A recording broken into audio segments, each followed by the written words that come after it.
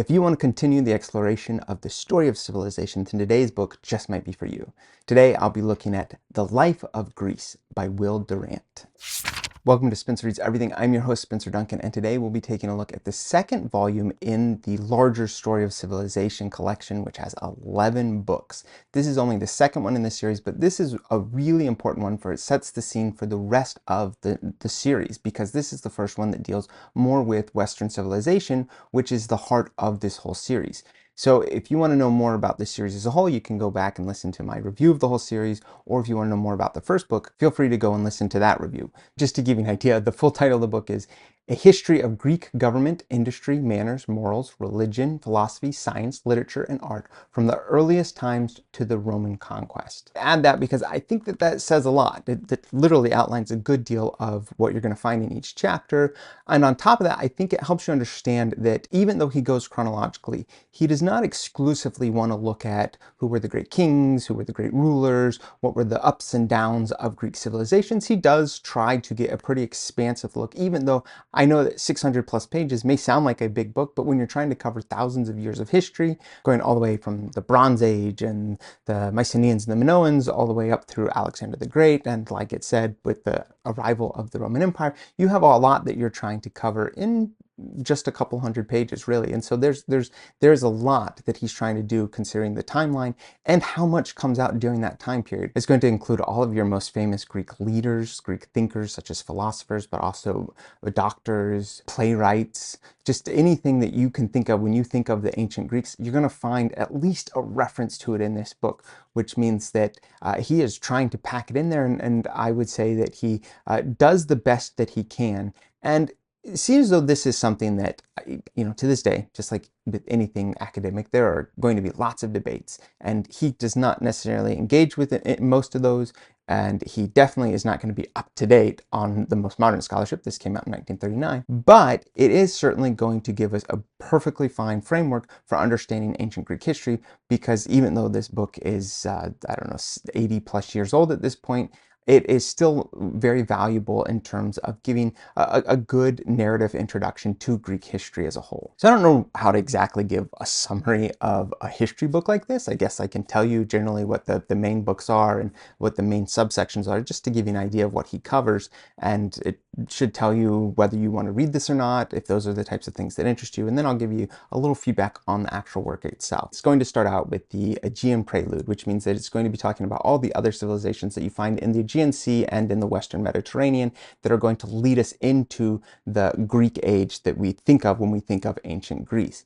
That's going to include, like I said, the Mycenaeans, the Minoans, the legends, so questions about Homer and Troy and the Trojan War and all of the great literature that comes before the establishment of the golden age of Greece that we're most familiar with. We then have the actual rise of Greece, the focus being on the two most famous polis, the Sparta and Athens. You can't really tell any history of Greece without a good deal of focus on those two for obvious reasons. They're going to be two of the biggest ones, two of the most famous ones, and definitely the two most militarily well known when it comes to ancient Greece. To really track them, it's going to try and tell all the different stories about Greek migration, the settling of the rest of the Mediterranean by these other Greek speakers. One of the things that he also addresses as he discusses all of the different polis and the different gods that they worship, and just the cultures that differ from city to city. So even though there is an effort at having some kind of shared culture, shared religion, shared language, there's also going to be notable differences. And one of the things that really sticks out is going to be the types of government. They vary widely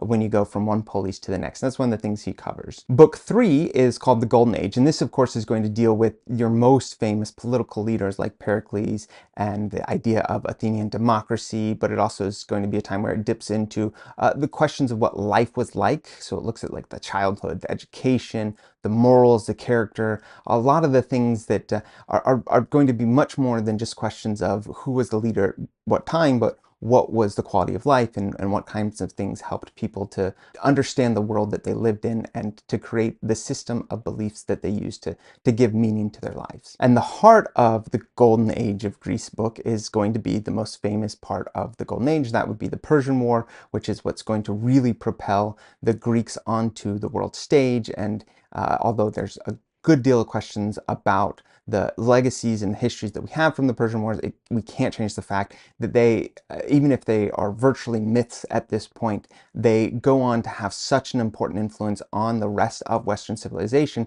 that it's really hard to ignore just how important they are in not just the history of Greece, but in the history of Europe and even into here in the United States. The Persian Wars are something that almost every kid is still going to learn about in any kind of European or Western civilization history. And that is, of course, followed by the tragic Peloponnesian War, essentially a civil war between the two major Greek polis, the Athenians and the Spartans. And that also takes up a significant portion of the book.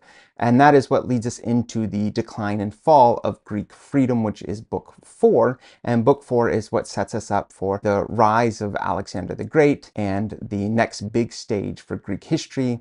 And so book 5 is of Alexander the Great. Well, first his father, Philip II of Macedon, and then Alexander the Great, and their major exploits, first in unifying Greek peninsula, and then as they go on to conquer all of Asia Minor into much of the modern day Middle East, and although not Saudi Arabia, that is going to be big places that Alexander the Great is never able to conquer, but all the way into the Indus Valley and much of modern day Iran, even parts of Pakistan and India. All of this comes under the control of Alexander the Great. And even though his empire is very short-lived, the legacy of it is incredibly important because it reshapes the idea of Hellenistic culture, and it helps to spread so much more than just Greek language and the Greek traditions, but this is also going to be one of the keys for writing down and preserving a lot of the history, a lot of the myths, a lot of religious documents that we have that aren't even necessarily directly connected to the Greek. So this is actually where we're going to get one of our first major efforts at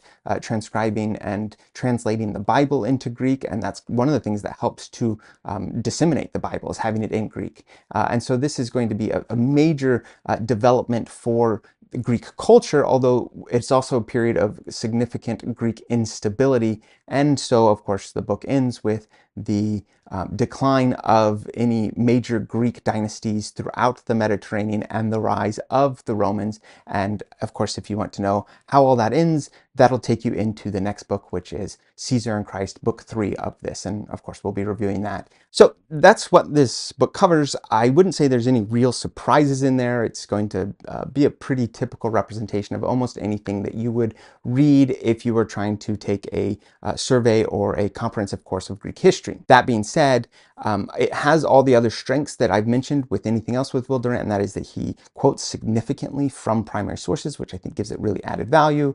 It is not going to be necessary for scholars. It is meant for a much wider, though a much wider, still literate population. I would argue that this, of the whole series, is one of the better books. I think that it is pretty easy to read. I think part of that is because the narrative is already established for him. It's really hard to write a different narrative for Greek history than what has been told for centuries at this point. There are some of the later books in the series that I think he has to make decisions about where he's going to make dividing lines and make decisions about what order to tell different parts of the story, especially as he gets into a much more complicated European history, where he is trying to tell you, about French history, but also English history and German history, and all of them are going to be at different stages at different times.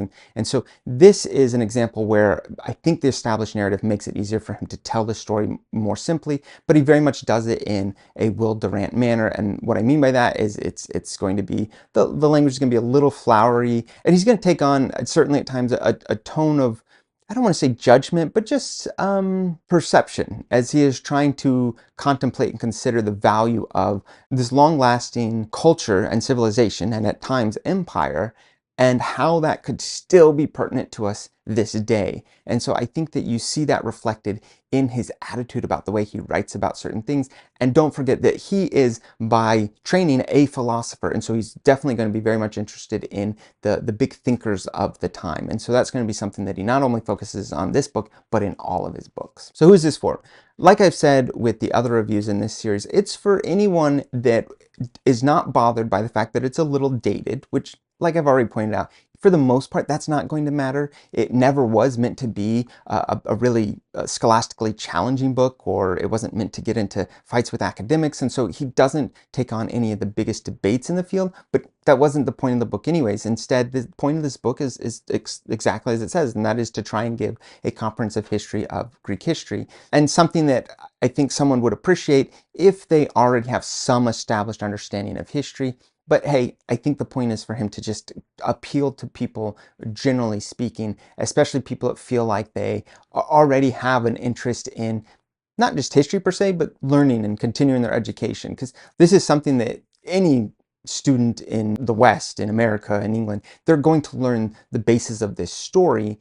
And so when you write a book like this for clearly an adult audience, most likely an audience that's graduated, the point of this book is to get you to re-engage with something that you already knew and to just try to make it a little more interesting to you, and to maybe fill in some gaps of either information you just never learned or you've forgotten over the years. And I think that by and large it does that really well. So I would recommend this to anyone that enjoyed learning Greek history, whether it was in high school or even if they took a class in college, and they would like the refresher course. They're certainly going to find something that they have forgotten or even something new in this book. But I would not recommend it for people that are hoping for any kind of academic discussion. And I don't just mean because it's old, but even when it came out, it would not have been a really engaging book in academia. This would have been something that was meant to be read by the masses and to be appreciated by the masses. But please let me know if you have a difference of opinion, again, about this book specifically or about the series as a whole. I'm very much interested in seeing what everyone else has to say. Please let me know in the comments.